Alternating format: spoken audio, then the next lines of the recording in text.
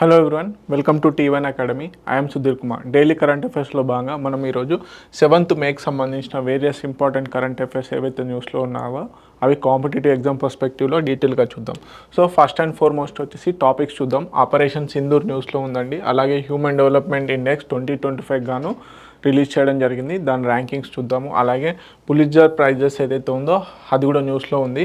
Orange economy అనే term ఈసారి న్యూస్లో ఉంది. ఆరెంజ్ ఎకానమీ రీసెంట్గా మన ప్రధానమంత్రి నరేంద్ర మోడీ గారు ఈ టర్మ్ని యూజ్ చేయడం జరిగింది. దాని గురించి కూడా చూద్దాము. అలాగే human assistant disaster response exercise అనేది న్యూస్లో ఉంది. ఇండియా ఏ కంట్రీతో చేస్తుందనే చూద్దాము. అలాగే Sanjay Gandhi national park, Alcatraz island రీసెంట్గా ప్రెసిడెంట్ డొనాల్డ్ ట్రంప్ గారు ఈ ఐలాండ్ గురించి పేర్కొనడం జరిగింది. దాని గురించి కూడా చూద్దాం. అలాగే గాసిం బసీర్ మిసైల్ అనే న్యూస్లో ఉంది. ఏ కంట్రీకి సంబంధించిన మిసైల్ అనేది చూద్దాము. అలాగే ఇంటర్నేషనల్ మానిటరీ ఫండ్కి సంబంధించి ఎగ్జిక్యూటివ్ డైరెక్టర్ని ఇండియా నుంచి అపాయింట్మెంట్ చేయడం జరిగింది. ఎవరిననేది చూద్దాము. అలాగే మల్టీ ఇన్ఫ్లుయెన్స్ గ్రౌండ్ మైన్ అనేది ఇండిజినస్గా డెవలప్ చేయడం జరిగింది దేశంగా. సో దాని గురించి కూడా చూద్దాము. Johnson and Johnson files the Indian secrets of global giant book అనేది రిలీజ్గా ఉంది. సో దాని గురించి కూడా చూద్దాము. సో అదేవిధంగా పాస్పోర్ట్స్లలో చిప్ ఎనేబుల్డ్ పాస్పోర్ట్స్ని ఇవ్వాలని చెప్పేసి ఇండియన్ గవర్నమెంట్ డిసైడ్ చేసింది.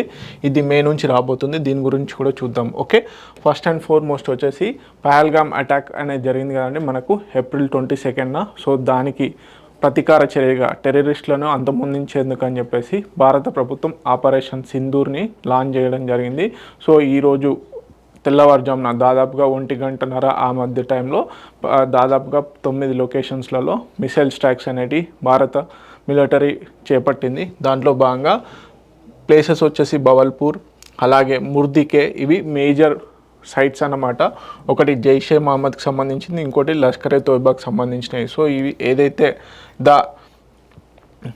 ఏదైతే మనకి పహల్గామ్ అటాక్కి సంబంధించినటువంటి ఆర్గనైజేషన్ ఉందో ఈ ముర్దికేకు సంబంధించిన హెడ్ క్వార్టర్ ఇక్కడే ఉంది. సో అలాగే టెహ్రా కలాన్, సీలాకోట్, అలాగే బర్నాలా, కోట్లీ, నెక్స్ట్ వచ్చేసి కోట్లీలోనే ఇంకొక ఆర్గనైజేషను. సో ముజాఫర్బాద్లోనే 2 లొకేషన్స్లలో ఈ జైషే మహమ్మద్ అండ్ లష్కరే తోయిబాకి సంబంధించిన సైట్స్ని డిస్మాంటిల్ చేయడం జరిగింది.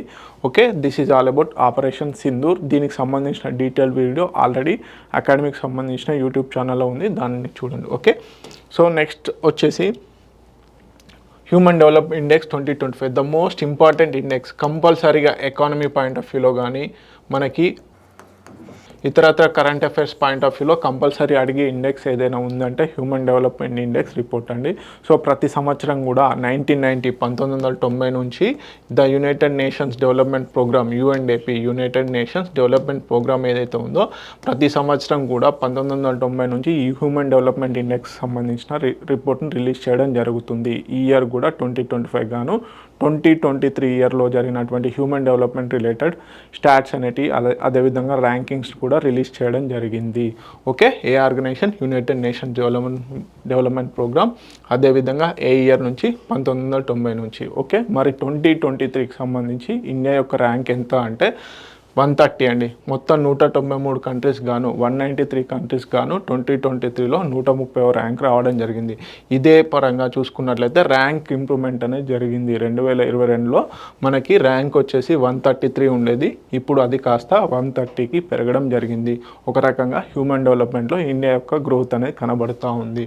మరి స్కోర్ ఏ విధంగా ఉంది అనేది కనుక చూసుకున్నట్లయితే ఈసారి 2023కి గాను 0.685 ఉంది. 2022లో 0.676గా ఈ స్కోర్ అనేది ఉంది. ఓకే, మీడియం హ్యూమన్ డెవలప్మెంట్ కేటగిరీలో ఉంది. సో ఈ హ్యూమన్ డెవలప్మెంట్ ఇండెక్స్ను బేస్ చేసుకొని కూడా మనకి కేటగిరీస్ హై డెవలప్మెంట్ ఇండెక్స్లో ఉందా, దేంట్లో ఉందా అనేది కూడా చెప్పడం జరుగుతుంది. సో ఇండియా వచ్చేసి మీడియం హ్యూమన్ డెవలప్మెంట్ గ్రూప్లో ఉంది. ఓకే, సిన్స్ 1990 కనుక చూసుకున్నట్లయితే అంటే ఈ ఏదైతే హ్యూమన్ డెవలప్మెంట్ ఇండెక్స్ ప్రకటిస్తుందో అప్పటి నుంచి కనుక చూసుకున్నట్లయితే ఇండియా యొక్క హ్యూమన్ డెవలప్మెంట్ ఇండెక్స్ ఎంతవరకు పెరిగింది? దాదాపుగా 53% వరకు పెరిగింది అని చెప్తుంది. సో కేటగిరీస్ ఉంటాయి, life expectancy, school education related, అదేవిధంగా నేషనల్ పర్ క్యాపిటల్ ఇన్కమ్కి సంబంధించి. ఓకే, సో ఆ కేటగిరీస్ ఏంటనేది చూద్దాం. లైఫ్ ఎక్స్పెక్టెన్సీ ఎట్ బర్త్ ఇంకోటి వచ్చేసి expected years of schooling and mean years of schooling. అంటే ఒక చిల్డ్రన్ పుట్టిన తర్వాత ఎక్స్పెక్టెడ్ ఇయర్స్ అంటే స్కూల్లో జాయిన్ అయిన తర్వాత ఎన్ని ఇయర్స్ స్కూల్లో కంటిన్యూ అయ్యే ఛాన్సెస్ ఉంటాయి అదొకటి. ప్లస్ అదేవిధంగా మీన్ ఇయర్స్ ఆఫ్ స్కూలింగ్ అంటే ఎన్ని ఇయర్స్ యావరేజ్గా ఒక చిల్డ్రన్ చదివాడు అని చెప్పేసి లెక్కించే విధంగా కూడా ఉంటాయి. సో నెక్స్ట్ వచ్చేసి పర్ క్యాపిటల్ ఇన్కమ్. సో ఈ మూడు కేటగిరీస్లలో 3 ఇండెక్సెస్ ఉంటాయి. ఒకటి life expectancy index, education index. Education ఇండెక్స్లో expected years of schooling, mean years of schooling అనేది ఉంటుంది. నెక్స్ట్ వచ్చేసి gross national income per capital పరంగా కూడా ఉంటాయన్నమాట. సో దీంట్లో లైఫ్ ఎక్స్పెక్టెన్సీ వచ్చేసి సిన్స్ 1990లో కనుక చూసుకున్నట్లయితే ఒకప్పుడు 58.6% ఇయర్స్గా ఉండేది, ఇప్పుడు 72 ఇయర్స్గా ఉంది. ఎక్స్పెక్టెడ్ స్కూలింగ్ వచ్చేసి 8.2 ఇయర్స్గా ఉండేది, ఇప్పుడు 13 ఇయర్స్గా ఉంది. సో చూడండి 1990 నుంచి 2023కి ఎంత డెవలప్మెంట్ జరిగిందనే చూడండి. అదేవిధంగా gross national income per capita వచ్చేసి $2,167 ఉంటాయి, ఇప్పుడు అది కాస్త 9,046గా పెరిగింది. అంటే 53% of the human development index అనేది పెరగడం జరిగింది సిన్స్ 1990. ఓకే, ఈ రిపోర్ట్ అదేవిధంగా 2015 నుంచి 2021 మధ్యలో దాదాపుగా 135 million Indians multi dimensional poverty index నుంచి బయటికి రావడం జరిగింది.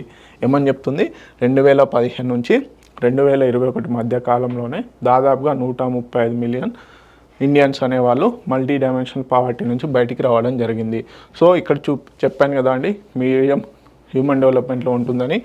సో హ్యూమన్ డెవలప్మెంట్ ఇండెక్స్ సంబంధించి కేటగిరీస్ ఉంటాయి వాటి ర్యాంకింగ్స్ని బట్టి. ఒకటి లో హ్యూమన్ డెవలప్మెంట్, ఎంత స్కోరు 0.550 కనుక ఉన్నట్లయితే లో human development index. Medium human development ఎంత 0.550 నుంచి 550 నుంచి 0.699 అంటే 699 మధ్యలో. అదేవిధంగా హై హ్యూమన్ డెవలప్మెంట్ ఇండెక్స్ కనుక చూసుకున్నట్లయితే 0.700 నుంచి 0.799 మధ్యలో ఉన్న వాటిని హై హ్యూమన్ డెవలప్మెంట్ ఇండెక్స్ కంట్రీస్గా పేర్కొనడం జరుగుతుంది. తర్వాత వెరీ హై హ్యూమన్ డెవలప్మెంట్ ఏంటి, మోర్ దెన్ 800 కనుక స్కోర్ ఉంటే వాటిని వెరీ హై హ్యూమన్ డెవలప్మెంట్ కంట్రీస్గా పేర్కొనడం జరుగుతుంది. సో ఇండియా యొక్క ర్యాంక్ ఎంత అనేది ఇంపార్టెంట్. అదేవిధంగా కేటగిరీస్ ఈ life expectancy at birth, expected years of schooling, mean years of schooling and per capital income ఆధారంగా హ్యూమన్ డెవలప్మెంట్ ఇండెక్స్ని కొలవడం జరుగుతుంది. ఓకే, నెక్స్ట్ కనుక చూసుకున్నట్లయితే ఎప్పుడు ఇంట్రడ్యూస్ చేశారు ఆల్రెడీ చెప్పాను కదా 1990. ఇవి ఆల్రెడీ మనకు తెలుసు. కాకపోతే ఈ ఏవైతే కేటగిరీస్ ఉంటాయో అవి సస్టైనబుల్ డెవలప్మెంట్ గోల్స్ని వెయిట్ని రిప్రజెంట్ చేస్తాయనే చూద్దాము.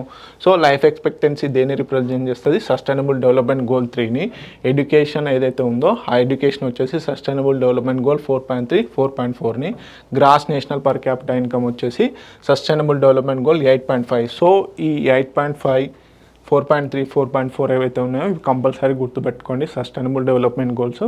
గతంలో నార్మల్గా సస్టైనబుల్ డెవలప్మెంట్ గోల్ 1, 2, 3 అడిగేవాడు, కానీ దాంట్లో ఉన్న సబ్ కేటగిరీస్ కూడా అడగడం జరుగుతుంది.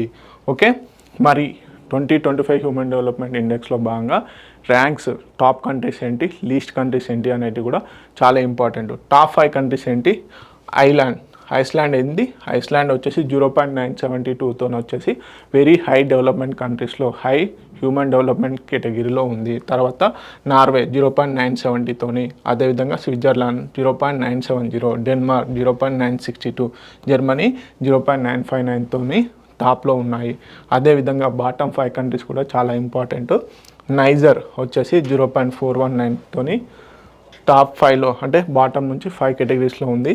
చాద్ వచ్చేసి 0.416, తర్వాత కేఆర్ వచ్చేసి 0.414, అదేవిధంగా సోమాలియా వచ్చేసి 0.404, 0.388తోనే సౌత్ సూడాన్ లీస్ట్ కంట్రీగా ఉంది. ద లీస్ట్ కంట్రీ 193 కంట్రీ ఏది అంటే సౌత్ సూడాన్ 0.388తోని కేటగిరీతోని లీస్ట్లో ఉంది. ఓకే, 0.388. మరి ఇండియా యొక్క ర్యాంక్ ఎంత, 130, స్కోర్ వచ్చేసి 0.685. సో మనకి ఐస్లాండ్ టాప్లో ఉంది, తర్వాత Norway, Switzerland, Denmark, Germany top 5 countries. తర్వాత యునైటెడ్ స్టేట్స్ యొక్క ర్యాంక్ కనుక చూసుకున్నట్లయితే మనకి 17th ర్యాంక్, స్కోర్ ఎంత 0.938తోని very high development human development కేటగిరీలో ఉంది. ఓకే, నెక్స్ట్ వచ్చేసి Pulitzers prizes 2025. So every year 1970 నుంచి ఈ పులిజర్స్ ప్రైజెస్ అనేటివి ఇవ్వడం జరుగుతుంది. 1915 నుంచి. ఎవరు స్థాపించారు? జోసెఫ్ పులిజర్స్. ఓకే, అడ్మినిస్ట్రేటర్ ఎవరు? మరి కొలంబియా యూనివర్సిటీ వారు ఎవ్రీ ఇయర్ కూడా ఈ పులిజర్స్ ప్రైజెస్ని ఇవ్వడం జరుగుతుంది. మొత్తం 23 కేటగిరీస్లలో ఈ పులిజర్స్ ప్రైజెస్ అనేది ఇవ్వడం జరుగుతుంది. చాలా ఇంపార్టెంట్ ప్రైజెస్ అన్నమాట. సో మేజర్గా దేంట్లో జర్నలిజంలో, బుక్స్లో, డ్రామాలో, అదేవిధంగా మ్యూజిక్లలో ఈ అవార్డ్స్ అనేవి ఇవ్వడం జరుగుతుంది. 1970లో ఎవరు? జోసెఫ్ పులిజర్స్ గారు ఈ ప్రైజ్ని ప్రకటించడం జరుగుతుంది. సో ప్రజెంట్గా కొలంబియా యూనివర్సిటీ వారు దీన్ని అడ్మినిస్ట్రేషన్ చేయడం జరుగుతుంది. మొత్తం ఎన్ని కేటగిరీస్లలో ఇస్తున్నారు? 23 కేటగిరీస్లలో. దీంట్లో భాగంగా journalism, books, music, drama categories కూడా ఉన్నాయి. సో మరి ప్రైజెస్లో భాగంగా $15,000 వరకు ప్రైజ్ మనీని ఇవ్వడం జరుగుతుంది. కాకపోతే పబ్లిక్ సర్వీస్ కేటగిరీ ఏదైతే ఉందో,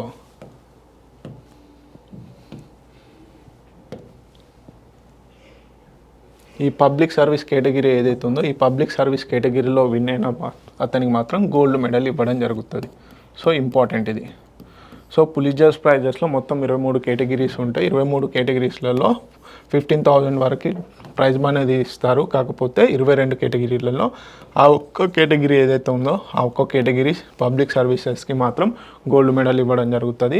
సో పబ్లిక్ సర్వీసెస్లో మరి ఎవరికి ఇచ్చారు? జర్నలిజం విన్నింగ్లో భాగంగా పబ్లిక్ సర్వీసెస్ వచ్చేసి ప్రో పబ్లికా అనే దానికి ఇవ్వడం జరిగింది. పబ్లిక్ సర్వీస్ జర్నలిజంలో వచ్చేసి పబ్లిక్ సర్వీసెస్ కనుక చూసుకున్నట్లయితే ప్రో పబ్లికాకి ఇవ్వడం జరిగింది. బ్రేకింగ్ న్యూస్ రిపోర్టింగ్ వచ్చేసి the Washington Post. Breaking news రిపోర్టింగ్లో ది వాషింగ్టన్ పోస్ట్కి వచ్చింది. ఇన్వెస్టిగేటివ్ రిపోర్టింగ్స్లో రీయూటర్స్కి ఇవ్వడం జరిగింది.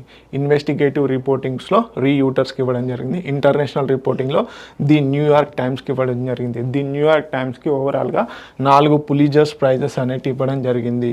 ఓకే, బ్రేకింగ్ న్యూస్ అండ్ ఫోటోగ్రఫీలో కూడా. ఓకే, ఫోటోగ్రఫీ అండ్ బ్రేకింగ్ న్యూస్లో కలుపుకొని మొత్తంగా 4 కేటగిరీలలో ది న్యూయార్క్ టైమ్స్కి 4 పులిజర్స్ అవార్డ్స్ ఇవ్వడం జరిగింది. సో పబ్లిక్ సర్వీస్ అనేది చాలా ఇంపార్టెంట్.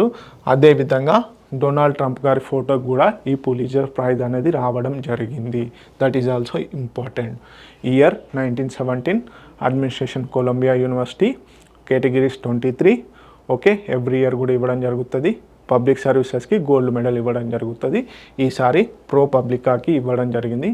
అత్యధికంగా ది టైమ్స్, న్యూయార్క్ టైమ్స్ ఏదైతే ఉందో ఆ ఆర్గనైజేషన్కి 4 కేటగిరీలలో ఈ పులిజర్స్ ప్రైజెస్ అనేవి ఇవ్వడం జరిగింది.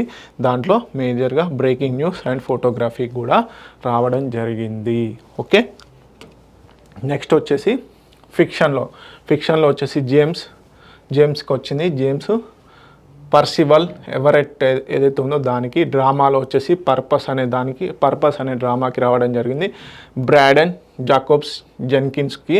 అదేవిధంగా హిస్టరీలో వచ్చేసి కాంబీ అనే దానికి వచ్చింది. ఓకే, బుక్స్ అండ్ డ్రామాలో భాగంగా ఇడా L feels బ్లాక్కి.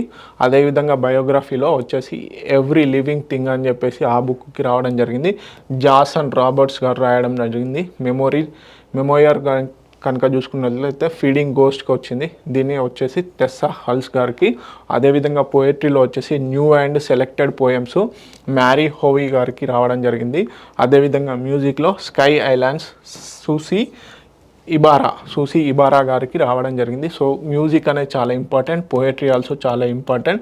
Next public services కూడా చాలా ఇంపార్టెంట్ అన్నమాట. బయోగ్రఫీలో వచ్చేసి ఎవ్రీ లివింగ్ థింగ్ వచ్చేసి జాసన్ రాబర్ట్స్ గారికి రావడం జరిగింది. సో ఈ categories and prizes and names కూడా చాలా ఇంపార్టెంట్. సో డ్రామాలో దేనికి రావడం జరిగింది? పర్పస్. హిస్టరీలో కామిక్కి. బయోగ్రఫీలో ఎవ్రీ లివింగ్ థింగ్ అనే దానికి. మెమొరీలో ఫీడింగ్ గోస్ట్కి రావడం జరిగింది. పోయట్రీలో న్యూ అండ్ సెలెక్టెడ్ పోయమ్స్కి చాలా ఇంపార్టెంట్ ఇది.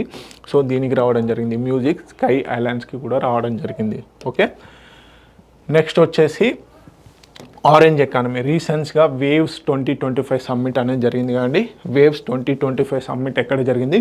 మనకు జియో సెంటర్ ఏదైతే ఉందో జియో సెంటర్లో ఈ 2025 వేవ్స్ సమ్మిట్ అనేది జరిగింది ముంబైలో. సో అక్కడ ముగింపు దాంట్లో ప్రధానమంత్రి నరేంద్ర మోడీ గారు ఏమని చెప్పారు అంటే ఆరెంజ్ ఎకానమీకి ఇండియా హబ్గా మారాలి అని చెప్పడం జరిగింది. సో ఇప్పుడు ఈ ఆరెంజ్ ఎకానమీ అంటే ఏంటి అనేది చాలా ఇంపార్టెంట్.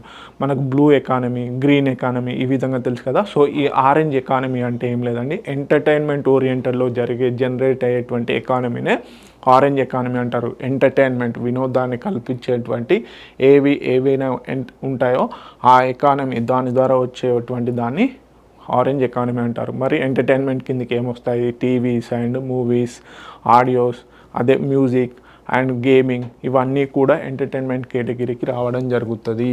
ఓకే, క్రియేటివ్ ఎకానమీ, సింపుల్గా చెప్పాలి అంటే ఆరెంజ్ ఎకానమీ అంటే క్రియేటివ్ ఎకానమీ. సో ఇక్కడ ఏమన్నాడు, create in India, create for the world అని చెప్పేసి పేర్కొనడం జరిగింది పిఎం మోడీ గారు. వేవ్స్ సమ్మిట్లో జియో సెంటర్లో జరిగింది. Okay, so create in India, create for the world, championing the India's role in orange economy. So creative economy nothing but orange economy. దీంట్లో ఏంది, innovation driven sectors like cultural, artistic, innovation driven sector, film, music, gaming, design, performing arts, అలాగే digital content, IP creation related ఏవైతే ఉంటాయో అవన్నీ కూడా orange ఎకానమీకి వస్తాయి. మరి ఎందుకు అన్నాడు అంటే ఇండియా కళలకు నిలయం అన్నమాట. వేలాది కళలు ఇండియాలో నెలకొని ఉన్నాయి. సో ఆర్ట్ అండ్ ఆర్టిస్టిక్స్కి పెట్టింది పేరు ఇండియా కల్చర్. ఈ విధంగా ట్రెడిషన్ ఏదైతే ఉందో దానికి సంబంధించి కూడా దాన్ని ఎంటర్టైన్మెంట్ ఓరియంటోలోకి తీసుకురావాలి అని చెప్పేసి ఈ విధంగా పేర్కొనడం జరిగింది. Orange economy is nothing but creative economy. దీనిలో ఫిలిమింగ్ సంబంధించి, గేమింగ్ సంబంధించి, మ్యూజిక్ సంబంధించి, ఆర్ట్స్ అండ్ కల్చర్ రిలేటెడ్ ఏదైతే ఎకానమీ ఉంటుందో, ఐపీ ప్రొటెక్టింగ్ సంబంధించిన ఏవైతే ఉంటాయో వాటన్నిటిని కలిపి ఆరెంజ్ ఎకానమీగా పేర్కొంటారు. ఓకే, నెక్స్ట్ వచ్చేసి human assistant disaster response exercise అండి. Okay, human assistant disaster relief exercise అనేది న్యూస్లో ఉంది. ఇది ఎక్కడ, ఇండియా మాల్దీవ్స్ మధ్యలో మ్యారిటైమ్ కోఆపరేషన్లో భాగంగా, ఇండియా అండ్ మాల్దీవ్స్ మ్యారిటైమ్ కోఆపరేషన్లో భాగంగా HADR ఎక్సర్సైజ్ అనేది కండక్ట్ చేస్తున్నారు. First ever humanitarian. So first time జరుగుతుంది, 2025లో జరిగేదే ఫస్ట్ ఎక్సర్సైజ్ అన్నమాట. సో దీనికి సంబంధించి INS శారద ఏదైతే ఉందో INS శారదాని డిప్లాయిడ్ ఇన్ టు మఫిలా ఫుషి అట్టల్. ఈ అట్టల్ అంటే మనకు తెలుసు కదండి, మనకి కోరల్ రీఫ్తో ఏర్పడిన ఐలాండ్ని అట్టల్ అంటారు. కోరల్ రీఫ్స్ ద్వారా ఏర్పడిన ఐలాండ్ని అట్టల్ అని పేర్కొనడం జరుగుతుంది. సో ఆ ఐలాండ్లో డిప్లాయ్ చేయడం జరిగింది. సో మెయిన్గా ఇండియా యొక్క పాలసీ ఏంది, నైబర్హుడ్ ఫస్ట్ పాలసీలో భాగంగా. అదేవిధంగా మహాసాగర్ విజన్ అని కూడా రీసెంట్గా ప్రధానమంత్రి నరేంద్ర మోడీ గారు పేర్కొనడం జరిగింది. మహాసాగర్ విజన్ అంటే మహాసాగర్ యొక్క అబ్రివేషన్ ఏంది, mutual and holistic advancement for security and growth across region. Mahasagar abbreviation చాలా important. Mutual and holistic advancement for security and growth across రీజియన్స్లో విజన్ అనే భాగంగా కూడా ఈ మ్యారిటైమ్ కోఆపరేషన్ కూడా ఇంపార్టెంట్ అన్నమాట. సో ఏదైతే Indian coast line, vast coast line ఉంది కదండి మనకి, ఇటు ఇండియన్ ఓషను, అరేబియన్ ఓషను, బంగాళాఖాతం ఉంది కదండి. సో ఈ ఏరియానంతా ఉన్నటువంటి బార్డర్ కంట్రీస్తో కూడా మంచి కోఆపరేషన్స్ మెయింటైన్ చేస్తూ మన ఇండియా యొక్క కోస్ట్ లైన్కి సెక్యూరిటీ క్రియేట్ చేయాలన్నదే మెయిన్ ఉద్దేశం. అదేవిధంగా ఎకానమీ, బ్లూ ఎకానమీని కూడా క్రియేట్ చేయాలన్నది ఇండియా యొక్క ఈ మహాసాగర్లో భాగంగా విజన్ అన్నమాట. అదేవిధంగా నైబర్హుడ్ ఫస్ట్ పాలసీలో భాగంగా కూడా మిత్ర దేశాలతోని, అదేవిధంగా దగ్గరి బౌండరీస్ ఉన్నటువంటి దేశాలతోని కోఆపరేషన్ మెయింటైన్ చేస్తే ఈజీ అవుతుందని చెప్పేసి పేర్కొనడం జరిగింది. సో మేజర్గా reinforces India's role as a net security provider, the first responder. So India వచ్చేసి ఏదైనా డిజాస్టర్ వచ్చినా, ఏదైనా సెక్యూరిటీ రిలేటెడ్ ఇష్యూస్, మేజర్గా మ్యారిటైమ్ రిలేటెడ్ ఇండియన్ ఓషన్ రీజియన్లో కానీ ఇటు అరేబియన్ ఓషన్లో కానీ ఏదైనా ఇష్యూస్ వచ్చినప్పుడు ఫస్ట్ రెస్పాండర్గా ఉండాలనుకుంటుంది. కాబట్టి అందుకని చెప్పేసి కూడా ఈ HADR humanitarian assistant disaster relief exercise అనేది ఇంపార్టెంట్గా ఉందన్నమాట. అదేవిధంగా మరి మేజర్గా ఏంటి, Indian navy and Maldives national defence force మధ్యలో HADR humanitarian assistant disaster relief exercise ఏ రెండు దేశాల మధ్యలో జరుగుతుందంటే India and Maldives, Indian navy, Maldives national defence forces మధ్యలో. సో దీంట్లో మేజర్గా వచ్చేసి secure and search and rescue operations, అలాగే disaster response and medical assistance, logistical coordination పెంపొందించేందుకు అని చెప్పేసి capacity building and community engagement in disaster resilience. Okay, మనకి disasters సంభవించినప్పుడు, ఏదైతే ప్రమాదాలు సంభవించినప్పుడు ఏ విధంగా రియాక్ట్ అవ్వాలి, కమ్యూనిటీ ఎంగేజ్మెంట్ ఏ విధంగా తీసుకురావాలనేది ఈ ఎక్సర్సైజ్లో భాగంగా చేస్తారు. మనకి సాగర్ డాక్ట్రిన్ అనేది కూడా తెలుసు కదా, security and growth for all in the regions especially coastal ఏరియాస్లో. ఓకే, దాంట్లో భాగంగా కూడా ఇంపార్టెంట్ అన్నమాట. ఓకే, నెక్స్ట్ వచ్చేసి India's roll out the chip based e passports for secure international travel. So ఇది పైలట్ బేసిస్లో చేస్తున్నారు. సో దీంట్లో భాగంగా పాస్పోర్ట్ సేవా ప్రోగ్రామ్ ఏదైతే ఉందో, పాస్పోర్ట్ సేవా ప్రోగ్రామ్ వర్షన్ 2.0లో భాగంగా చిప్ ఎనేబుల్డ్ పాస్పోర్ట్స్ ఇవ్వబోతున్నారు. ఏదైతే మనకి పాస్పోర్ట్ ఉంటుందో ఆ పాస్పోర్ట్లో చిప్ అనేది, మనకి ఇప్పుడు మామూలుగా చెప్పాలి అంటే సిమ్ కార్డ్ ఉంటుంది, కానీ సిమ్ కార్డ్లో ఏ విధంగా అయితే చిప్ ఎనేబుల్డ్ ఉంటాయో అదేవిధంగా ఒక పాస్పోర్ట్ ఫస్ట్ ఈ బుక్ కవర్ పైన ఏదైతే ఉందో పాస్పోర్ట్ బుక్ పైన ఇక్కడ చిప్ అనేది ప్రొవైడ్ చేయడం జరుగుతుంది. సో దీని ద్వారా డూప్లికేషన్ని అంటే ఫేక్ పాస్పోర్ట్స్ని అరికట్టవచ్చు అనమాట. ఎస్పెషల్లీ ఇంటర్నేషనల్ ట్రావెల్స్కి ఇవ్వబోతున్నారు. మే 2025 కల్లా ఇదంతా కూడా నేషన్ వైడ్ చేయబోతున్నారు. పైలట్ బేసిస్లో భాగంగా April 1 నుంచి ఇది ఇస్తున్నారు. April 1, 2024లో ఆల్రెడీ ఇచ్చారు. సో ఇప్పుడు మే నుంచి మొత్తం నేషన్ వైడ్ చేస్తున్నారు. సో దీన్ని ఎవరు ప్రొవైడ్ చేస్తున్నారంటే మినిస్ట్రీ ఆఫ్ ఎక్స్టర్నల్ అఫైర్స్, అలాగే ఇండియాస్ సెక్యూరిటీ ప్రెస్, నాసిక్ సంబంధించిన ఇండియా సెక్యూరిటీ ప్రెస్ వాళ్ళు దీన్ని ఇస్తున్నారన్నమాట. సో దీంట్లో radio frequency identification based chip అనేది ప్రొవైడ్ చేస్తారు బుక్ కవర్ పైన. సో దీంట్లో ఏంది చెప్పాను కానీ ప్రివెంట్స్ ఫోర్జరీ, డూప్లికేషన్, అలాగే ఇంప్రూవ్స్ ఐడెంటిటీ వెరిఫికేషన్ అనేది, అదేవిధంగా ఎనేబుల్ సీమ్లెస్ ఇమిగ్రేషన్ ప్రాసెసింగ్ అనేది కూడా చేసుకోవచ్చు అనమాట. సో దీంట్లో భాగంగా ఆల్రెడీ రీజనల్ పాస్పోర్ట్ ఆఫీసెస్ ఏవైతే ఉన్నాయో లైక్ చెన్నై, హైదరాబాద్, బెంగళూరు బేస్డ్, నాగ్పూర్, అమృత్సర్ ఇక్కడ ఆల్రెడీ ఈ పైలట్ బేసిస్లో ఇవ్వడం జరిగింది. ఓకే, ఇండియా పాస్పోర్ట్ సేవా ప్రోగ్రామ్ 2.0లో భాగంగా చిప్ ఎనేబుల్డ్ పాస్పోర్ట్స్ అనేవి ఇష్యూ చేస్తుంది. 2025 మే నుంచి ఇంటర్నేషనల్ టూర్ ఎవరైతే ఉంటారో మొత్తంగా కూడా ఈ చిప్ ఎనేబుల్డ్ పాస్పోర్ట్స్ని యూజ్ చేయబోతున్నారు.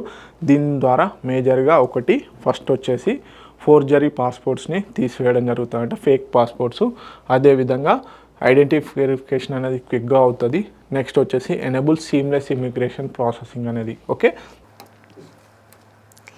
నెక్స్ట్ వచ్చేసి సంజయ్ గాంధీ నేషనల్ పార్క్ అండి. మనకి సంజయ్ గాంధీ నేషనల్ పార్క్ వచ్చేసి ముంబైలోని మేజర్ సిటీలో ఉండడం జరిగింది. సిటీలో లొకేట్ అయినటువంటి మేజర్ నేషనల్ పార్క్ ఏదైనా ఇండియాలో ఉంది అంటే అది సంజయ్ గాంధీ నేషనల్ పార్క్. ఇప్పుడు ఎందుకు న్యూస్లో ఉందంటే ఇక్కడ ఈ సంజయ్ గాంధీ నేషనల్ పార్క్లో లెపర్డ్స్, చిరుతలు ఏవైతే ఉన్నాయో ఆ చిరుతలు ఇక్కడ 54 లెపర్డ్స్గా ఉండడం జరిగింది. అంటే రీసెంట్గా కౌంటింగ్ అనేది చేయడం జరిగింది. 54 లెపర్డ్స్తోని సంజయ్ గాంధీ నేషనల్ పార్క్స్లో ఉండడం జరిగింది.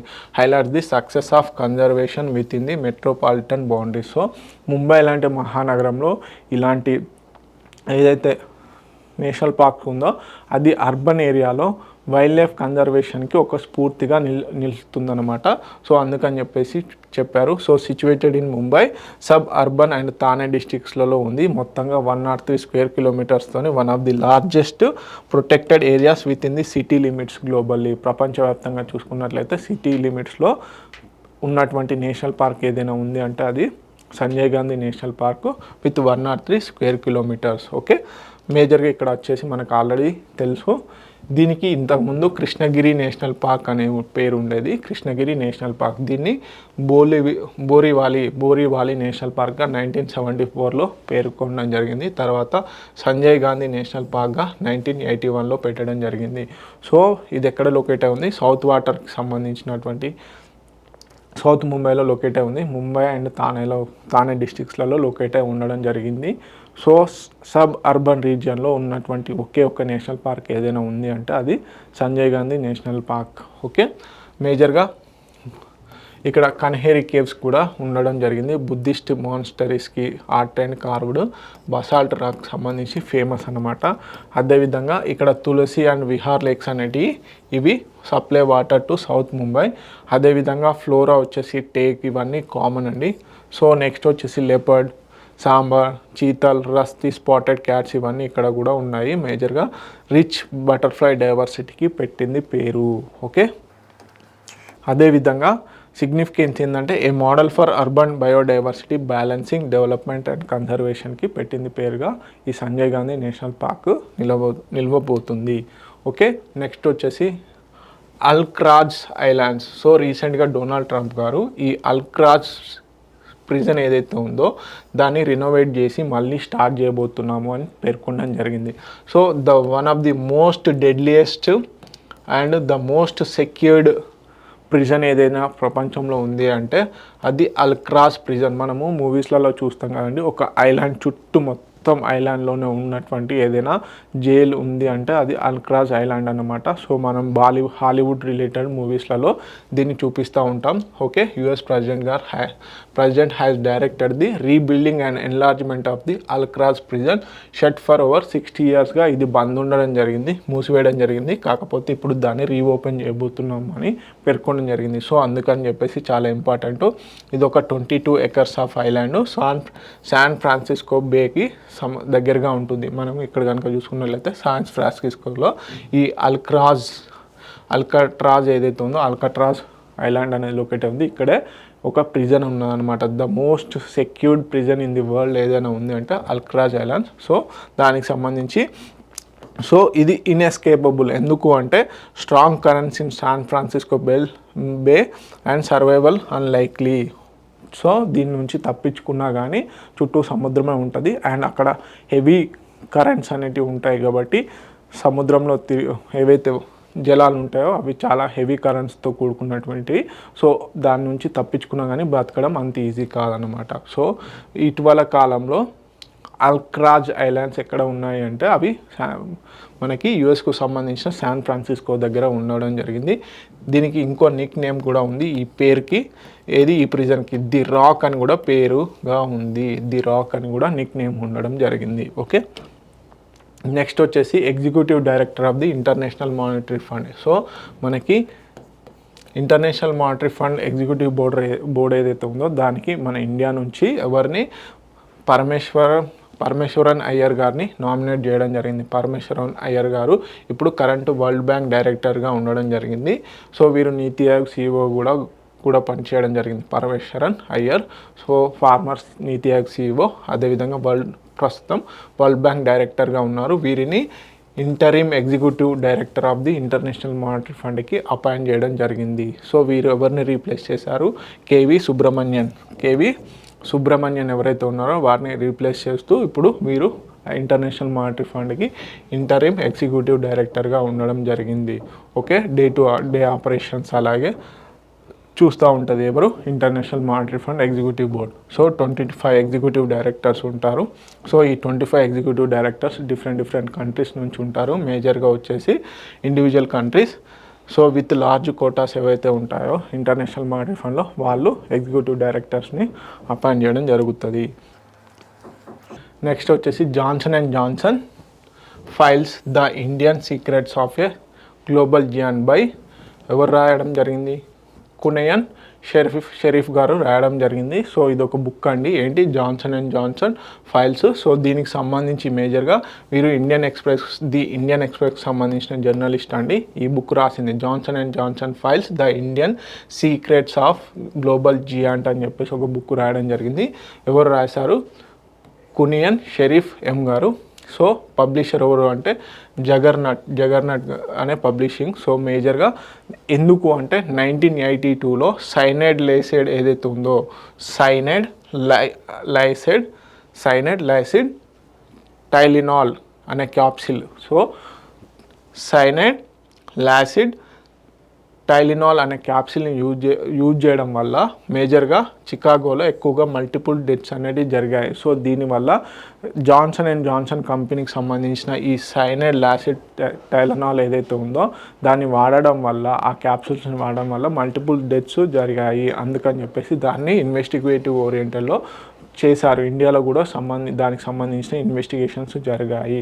సో ఏదైతే ఆ ఇన్సిడెంట్స్ ఉన్నాయో ప్లస్ ఆ ఇన్వెస్టిగేషన్ ఉందో దాన్ని బేస్ చేస్తూ రాసిన బుక్కే జాన్సన్ అండ్ జాన్సన్ ఫైల్స్ అనమాట. Okay, corporate crisis management. So become a global bench mark in the corporate crisis మేనేజ్మెంట్లో. సో అందుకని చెప్పేసి ఇండియాలో ఏ విధంగా ప్రాక్టీసెస్ ఉన్నాయి జాన్సన్ అండ్ జాన్సన్కి సంబంధించి అని చెప్పేసి కూడా ఇన్వెస్టిగేషన్ జరిగింది. సో ఆ సీక్రెట్స్ని కలిపే ఇప్పుడు ఈ జాన్సన్ అండ్ జాన్సన్ ఫైల్స్గా ఇప్పుడు బుక్ రిలీజ్ చేయడం జరిగింది. రాసింది ఎవరు?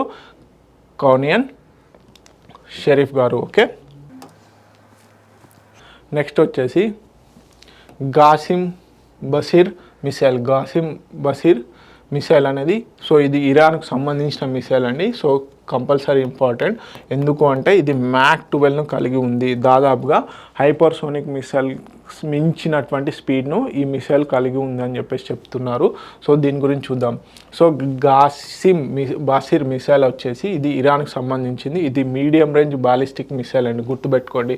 సో మనకి చెప్పానుగా ఇంతకుముందు ప్రీవియస్ కరెంట్ అఫైర్స్లో కానీ ఏమని, ఒకవేళ ఏదైనా మిసైల్ న్యూస్లో ఉందంటే అది బాలిస్టికా, క్రూయిజ్ మిసైలా, అండ్ వన్ మోర్ థింగ్, అది సూపర్సోనికా, హైపర్సోనికా, సబ్సోనిక్ మిసైలా, ఈ కేటగిరీస్. దీంతోపాటు స్టేజెస్, సాలిడ్ ప్రొపెలెంట్ ఉంటుందా, ఏది ఉంటుంది, అండ్ దాని వార్ హెడ్స్ అండ్ రేంజ్ కూడా చాలా ఇంపార్టెంట్.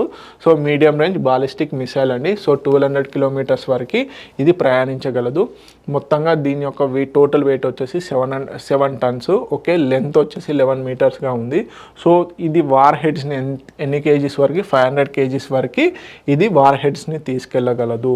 అదేవిధంగా సాలిడ్ ఫ్యూయల్ ప్రొపల్షన్ సిస్టమ్ను కలిగి ఉంది. సాలిడ్ ఫ్యూయల్ ప్రొపల్షన్ సిస్టమ్ను కలిగి ఉన్నటువంటి మిసైల్ ఇది medium range ballistic missile, 1200 kilometres range. Developed country వచ్చేసి ఇరాన్. దీని స్పీడ్ వచ్చేసి అప్ టు మ్యాక్ 12 వరకు కూడా పెంచుకునే ఛాన్సెస్ ఉన్నాయి. అందుకని చెప్పేసి చాలా ఇంపార్టెంట్. అదేవిధంగా దీంట్లో ఉన్నటువంటి ఈక్విప్మెంట్స్ ఏంటంటే థర్మల్ ఇమేజింగ్ సెన్సార్, అలాగే మాన్యువబుల్ రీఎంట్రీ వెహికల్గా కూడా దీన్ని డెవలప్ చేస్తున్నారు. అదేవిధంగా ట్రాన్స్పోర్టర్ ఎరెక్టర్ లాంచెస్ని కూడా కలిగి ఉంది. సివిలియన్ ట్రక్స్ వీటన్నిటిలో కూడా ఈజీగా క్యారీ చేసేందుకు ఛాన్సెస్ ఉన్నాయి. ఓకే, అదేవిధంగా స్టెల్త్ క్యారెక్టరిస్టిక్స్ని కూడా కలిగి ఉంది. స్టెల్త్ క్యారెక్టరిస్టిక్స్ అనేది చాలా ఇంపార్టెంట్. స్టెల్త్ టెక్నాలజీ అంటే శత్రు దేశాలకు కూడా కనిపించకుండా, రాడార్ కంటికి కనిపించకుండా ప్రయాణించే కేపబిలిటీ కలిగి ఉంది. ఓకే, నెక్స్ట్ వచ్చేసి మల్టీ ఇన్ఫ్లుయెన్స్ గ్రౌండ్ మైన్ అండి. సో ఇది ఇండిజినస్గా డెవలప్ చేశారు. దేశంగా డెవలప్ చేసినటువంటి మొట్టమొదటి multi influence ground mine. So దీన్ని ఎవరు నావల్ వార్ఫేర్ కోసం అని చెప్పేసి బిల్డ్ చేయడం జరిగింది. ఎవరు డెవలప్ చేశారు అంటే naval science and technological laboratory Visakhapatnam వారు, డిఆర్డిఓకి సంబంధించిన సంయుక్త ఆర్గనైజేషన్ ఏంటి naval science and technological laboratory వారు దీన్ని డెవలప్ చేశారు. ఈ మైన్ యొక్క స్పెషాలిటీ ఏంటంటే underwater naval mine. So దేశంగా ఉత్పత్తి చేసినటువంటి మొట్టమొదటి అండర్ వాటర్ నావల్ మైన్ ఏదైనా ఉంది అంటే మల్టీ ఇన్ఫ్లుయెన్స్ గ్రౌండ్ మైన్ అన్నమాట. సో మేజర్గా ఇది అండర్ వాటర్ మైన్. మనము గాజా లాంటి మూవీస్లో కనుక చూసుకున్నట్లయితే అండర్ వాటర్ మైన్స్ని మన గాజాలో ఏదైతే సబ్మరైన్ ఉందో పాకిస్తాన్కి సంబంధించిన గాజీ, సో ఆ గాజీ సబ్మరైన్ కొన్ని మైన్స్ని ప్లేస్ చేస్తూ ఉంటుంది, అండర్ వాటర్ మైన్స్ని. సో అలాంటిదే ఏది మల్టీ ఇన్ఫ్లుయెన్స్ గ్రౌండ్ మైన్ అనమాట. So boost the indigenous defence manufacturing కెపబిలిటీని ఇది బూస్ట్ చేసింది. మేజర్గా ఇండియన్ నావీకి ఒక బూస్ట్ లాంటిది అనమాట. ఓకే, నెక్స్ట్ వచ్చేసి పాకిస్తాన్కి సంబంధించిన మిసైల్ న్యూస్లో ఉందండి. అబ్దాలీ వెపన్ సిస్టమ్ ఏదైతే ఉందో దీన్ని రీసెంట్గా టెస్ట్ చేయడం జరిగింది. Abdali weapon system. సో ఇది డెవలప్ చేసింది ఎవరు అంటే space and upper atmospheric research commission. పాకిస్తాన్కి సంబంధించినటువంటి space and upper atmosphere research commission వారు ఈ అబ్దాలీ వెపన్ సిస్టమ్ని డెవలప్ చేయడం జరిగింది. రీసెంట్గా దీన్ని టెస్ట్ ఫైర్ చేయడం జరిగింది. సో ఇది వచ్చేసి షార్ట్ రేంజ్ బ్యాలిస్టిక్ మిసైల్ అండి. సో రోడ్ మొబైల్, సో చాలా ఇంపార్టెంట్. ఇది రోడ్ మొబైల్ అంటే మామూలుగా ట్రక్స్లలో వీటిలలో కూడా ఈజీగా క్యారీ చేసి లాంచ్ చేసేందుకు ఉంటుంది. And solid fuel based missile అన్నమాట. సో దీని రేంజ్ ఏంది 450 kilometres, up to 450 kilometres. So రీసెంట్గా ఎంతవరకు ఉండేది అంటే 180 to 200 కిలోమీటర్స్. సో ఇప్పుడు ఎందుకు ఇంపార్టెన్స్ అంటే పాకిస్తాన్ అండ్ ఇండియా మధ్యలో యుద్ధ వాతావరణం నెలకొన్న సందర్భంలో ఈ మిసైల్ను టెస్ట్ చేయడం జరిగింది. సో అందుకని చెప్పేసి చాలా important Abdali weapon system. Okay, single warhead 250 నుంచి 500 కేజీస్ వరకు.